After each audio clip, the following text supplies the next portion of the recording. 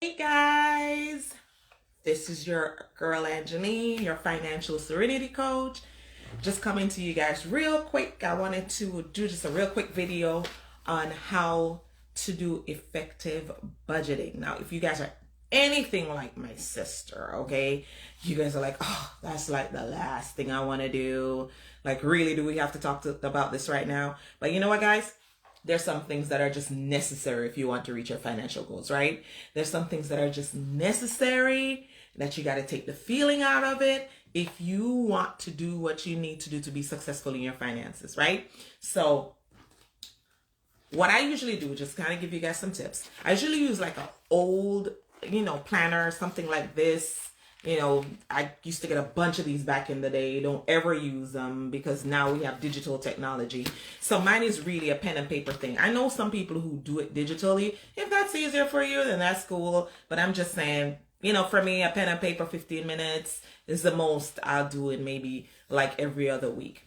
So let me take you to my cute little sketch pad that I set up over here and just kind of talk you guys through a real simple way of doing it. So this is pretty much how I set up my budget. And then what I do is I put here beginning of month. So anything that I have due prior to the 15th of the month, anything before the 15th of the month goes up here. And if you guys already see, I already have some things already listed. Yeah, I'm a church girl, so I got to put the tithe at the top. All right. Whoop, whoop. So let's just say my income every 2 weeks. And I know different people get paid different times of the month, but if you get paid every week, I would suggest that you do this bi-weekly. If you get paid every other week, I would suggest that you do it every other week as your pay schedule. If you get paid every month, then once a month is good. Okay, so what I do, the first thing I do is I put my little $200 tithe there, my little 10%, and then let's say my light bill is due at the beginning of the month. Just throwing a number out here, $300 a month. They just increased it here in Florida, just for you people who don't know. And let's say my water bill, I don't know, is $70 a month. I have a Discovery credit card. I don't know, I'm paying $30 a month on that. So all of these are all before the 15th of the month that I'm listing here. My car payment, average car payment is what, $400? So my car payment is $400. And then I include food, gas, and pocket money right here. So I'm going to not put those in yet. But this is one thing that I want you guys to notice. You notice I didn't have rent or mortgage on here. Okay, so I'm going to use the rent or the mortgage in the end to balance out my budget, because the goal at the end is that when I finish my budget every 2 weeks, is that I have the exact same amount of money left over at the beginning of the month as I have at the end of the month. Okay, it's a psychological thing. Trust me, it works. I've been doing it for years. And all it does is it just helps you to keep track of what you can or cannot do in regards to your budget, and how to plan a lot easier, to make it a lot more easier on you without having to really think too much. Okay. So here we have end of the month. So this is all of my bills that are after the 15th that I put down here. Okay. And again, I put my little trusty tithe. I gotta get his, right? And then my internet, let's just say, I don't know how much internet is going for, $40. I have a Bank of America credit card. Let's say I pay $25 on that. My auto insurance, I know my auto insurance is running me these days. Let's say $125.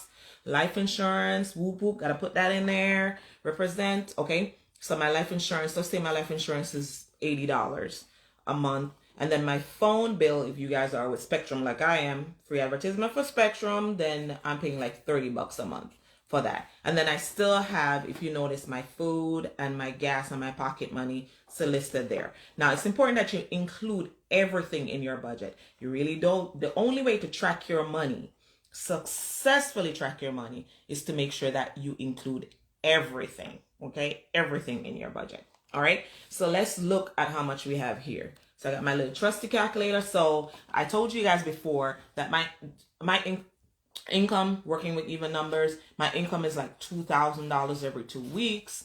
So that's what I'm looking at. $2,000 every 2 weeks. That's my income. Okay. So let's just say I'm adding up the top now. So I'm adding my 200, my light, that's 500. Then I'm including another $100 for my water and my Discover. And then my car payment is $400. So I'm already at $1,000. Okay, with this right here. Let's just say, I don't know, food every 2 weeks is, if you're single, it's about averaging maybe $200, $150, $200 a month. $150, $200 every 2 weeks, that is, if you actually cook. Okay. And that doesn't include pocket money. So let's just say food and gas just went up. I don't know, let's say that's about 500. I'm just pulling stuff off the top of my head here, okay? So let's say that's an extra $500. So right there, I'm already pulling out $1,500 out of my money. I haven't even paid my rent yet, okay? I haven't paid my mortgage yet, okay? And let's say my pocket money, I'm doing $50, okay? So that's an extra $50. So everything that I'm pulling out of the top of the month is already $1,550, right? Which leaves me with $450 at the beginning of the month. Okay, you might look at that and go, oh, geez, that's crazy. I haven't even paid my rent or my mortgage yet, right? So that's $450 at the beginning of the month. So let's go to the end of the month. I'm doing my trusty tithe. We're just going to carry all of these down. So right here, I'm doing $500 for my food and my gas money right here. And then my pocket money again is $50. If I were you, I would take that $50 out of the bank and put it in your pocket. There's a big discipline to that, where you will not spend more than what you have if it's cash. If it's not, then trust me, you're going to go over your budget. So I'm adding all of my figures here. All right, I have my insurance. I have my cell phone at $30. My gas and my food at $500.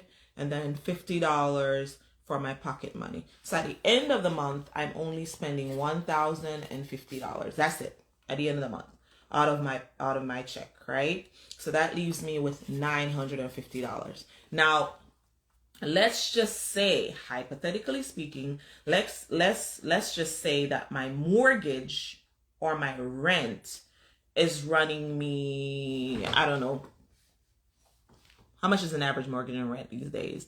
Let's say it's running me like $1,200. Just go with even numbers, right? $1,200.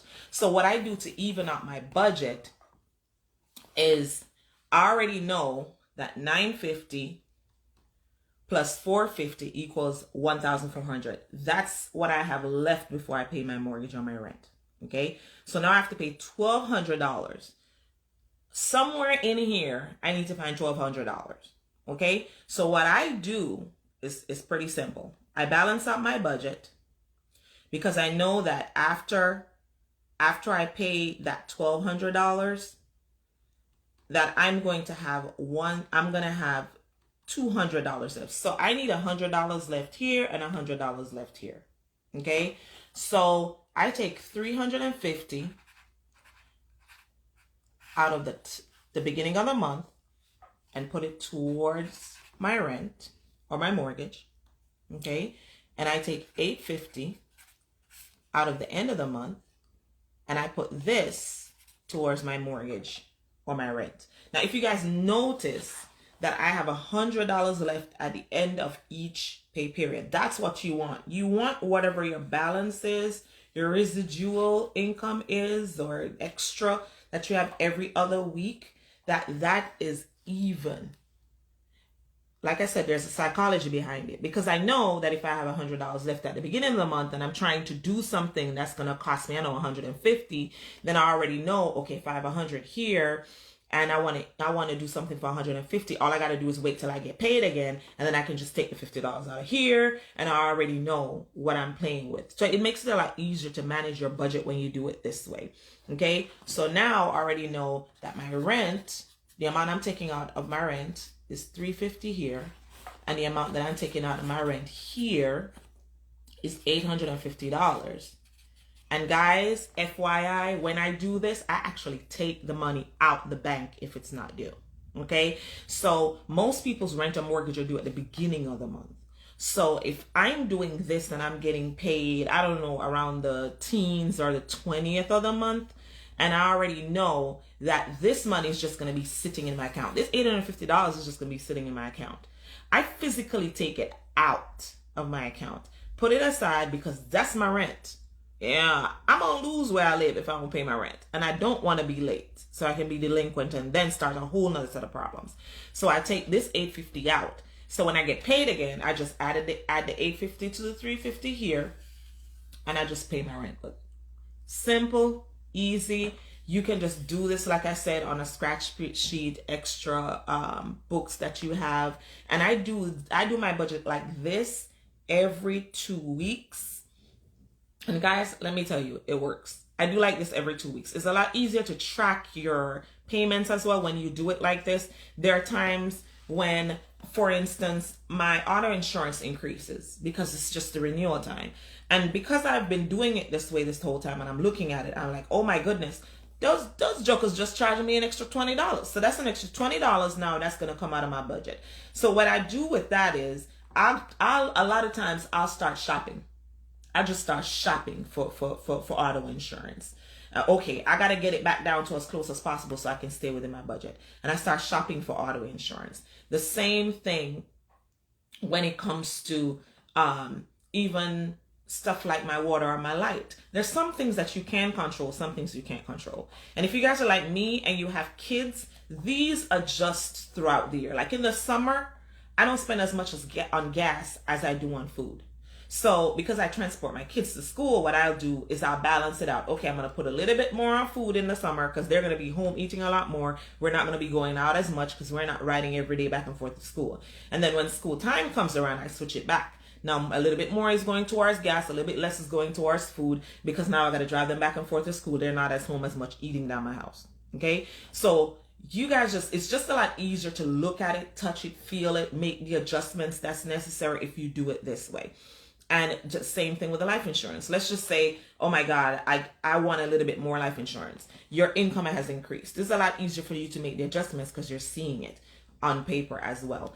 And two, it makes it a lot easier for you to know exactly how much you're spending on your utilities. I know some people, when you do your taxes, there's certain things you have to take into account. It's a lot easier to do it this way. I literally take my little trusty book like this, like I showed you before, and I just flip through it. Okay, January, February, March. On average, I pay $300 a month on light because I already have it written out. I'm seeing it. I'm touching it. All right.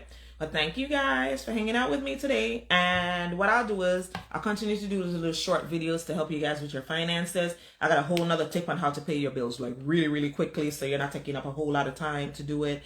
Other tips as well on just doing things that, just little tweaks that you can do to help you financially. All right, guys, thanks for hanging out. See y'all later. Bye-bye.